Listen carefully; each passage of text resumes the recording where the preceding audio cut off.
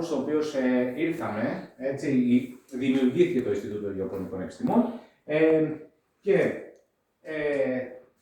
άρα εναρμονιζόμενοι με αυτά που ζήτησαν οι αγρότες μας, αρχίσαμε και αγοράζαμε βιβλία και φτιάξαμε τα αντίστοιχα βιβλία για τους, που δίναμε στους αγρότες. Ένα τέτοιο βιβλίο είναι αυτό εδώ που βλέπετε, η Ελληνική Γεωργική Εταιρεία. Δηλαδή μεταφράζεται ξένα. Μπράβο, μεταφρασή από διάφορους γεωπόνους που είχε το Ινστιτούτο και έβγαινε ένα, ας το πούμε, περιοδικό που είχε διαβαθμίσεις. Ήταν περιοδικό για αγρότες, περιοδικό για γεωπόνους και περιοδικό για τη μέση καλλιέργεια. Η τιμή αυτά γενικά πώς ήταν ακριβώς? Ήταν δωρεάν στους αγρότες μας.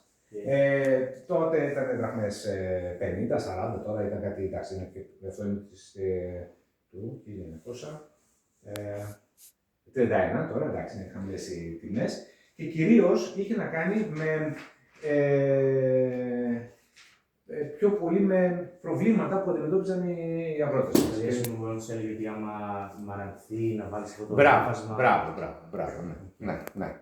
Έτσι, κάπως έτσι δούλευε. Διαφημίσεις φυσικά, γιατί οτιδήποτε περιοδικό, όπως και σήμερα, ήταν και τότε οι διαφημίσεις. Ναι, αλλά κυρίως αυτό ήταν ένα από τα έγγραφα από τα οποία μπορούσες να διαβάσεις σχεδόν δωρεάν στην επαρχία. Και αυτά διανεμόντουσαν, δηλαδή μπορούσε Και φανταστείτε, συγγνώμη, σε διακόπτω, αγαπητέ μου, είναι ότι το 1901 η Ελλάδα δεν ήταν όλοι που ξέρουμε σήμερα.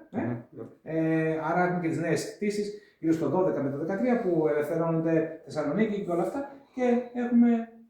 Μεγαλώνουν οι αγρότες μας. Ο όγκος του αγρότη που θέλει να εκπαιδεύσεις.